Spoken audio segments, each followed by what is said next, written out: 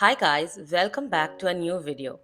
Today I'm gonna take you around the famous Notting Hill.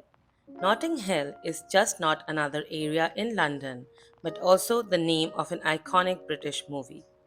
It's one of those movies you find watching over and over. So the best thing to do here is to just stroll around, admire the picture perfect houses, and scout movie locations. So let's dive in. Tucked away in a little side street, you'll find St. Luke's Mews, which is filled with pretty houses. It's become incredibly popular from Instagram and TikTok. You can also recognize this resident from the film Love Actually. Fun fact, these houses were originally constructed as stables to house horses built predominantly during the 17th and 18th century. Yes, that's the time when London used to run on horsepower. Most of the houses in this street used to consist of a carriage house below with living quarters above. Today, these properties are some of the most sought after real estate in central London.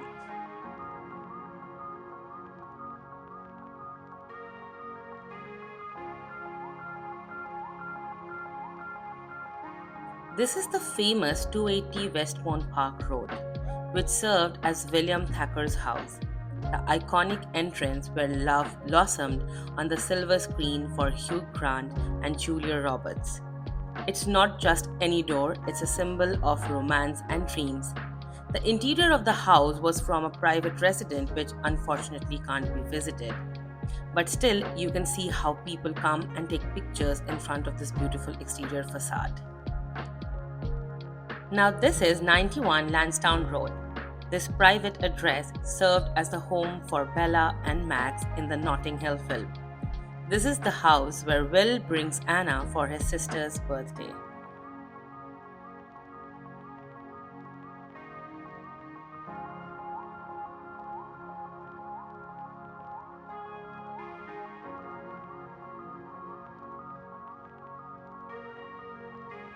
And this is the Rosemead Garden. If any of you can recognize this gate, yes, this is the private garden where William and Anna jumped over the fence in the 1999 movie Notting Hill.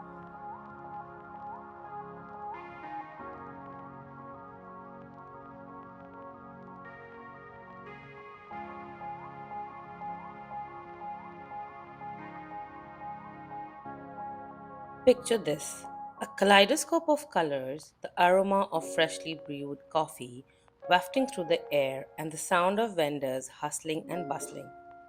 It's not just a market, it's a living, breathing place of history. The unique, quainter, colorful houses, and the quirky cafes. It's a vintage lover's dream. Until 1850, Portobello Road was a little more than a farming lane on the outskirts of London. However, when nearby station opened in the 19th century, vendors realized that it's the perfect place to tout their wares to the many people passing through the area. By 1950, this Saturday market gained fame as the place to be for rare antiques and second-hand clothing at a great price.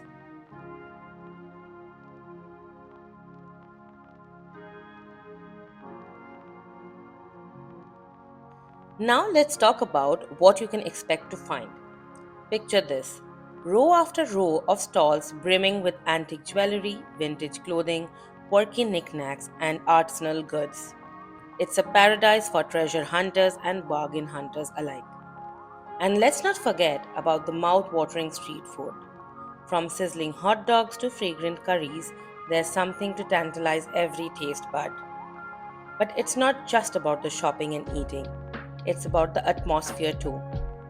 There's a palpable energy in the air, a sense of excitement and anticipation as you weave your way through the bustling crowds. Live music diffs through the street, adding to the festive vibe. And the people watching? Oh, it's top notch. From stylish locals to curious tourists, there's never a dull moment. And here's a pro tip, the best time to visit is early in the morning for the full Portobello experience. That's when the market comes alive. before the crowds descend and the stalls start to pack up for the day. So set your alarm, grab a coffee, and get ready to immerse yourself in the magic of Portobello Road Market.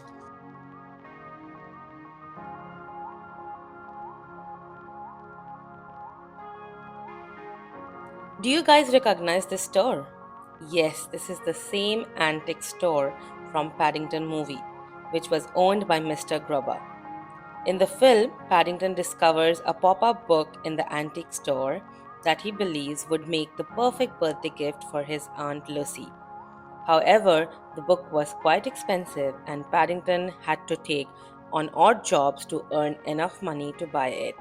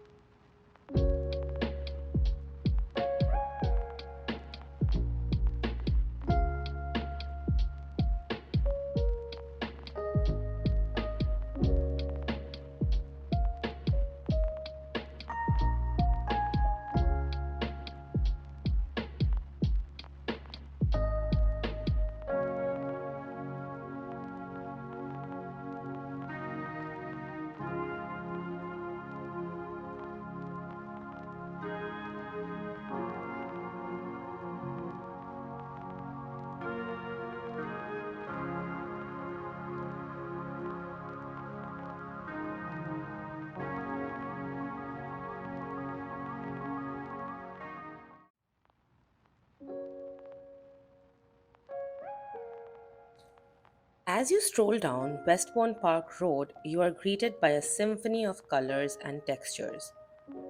These elegant Victorian townhouses, adorned with vibrant flower boxes, their pastel facades bathed in the golden glow of the sun. Each doorway tells a story, inviting you to step into a world where beauty knows no bounds. And you can see everyone loves to take a picture in front of all these colorful doors.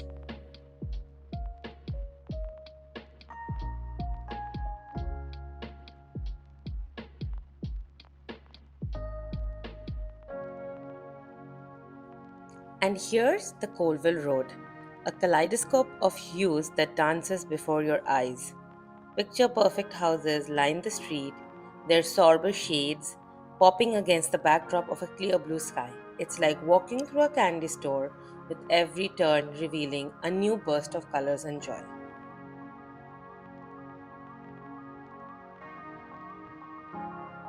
You can take a leisurely stroll down Elgin Crescent. Picture perfect Georgian townhouses line the streets, each one boasting its own unique character and charm. It's a kind of place that makes you want to slow down, take a deep breath, and soak in the beauty of it all. I'm really sorry to say, but even if you won a lottery, you can't afford these houses, I think. One of these houses was actually on sale and was for like 18 million pounds or something. Gosh.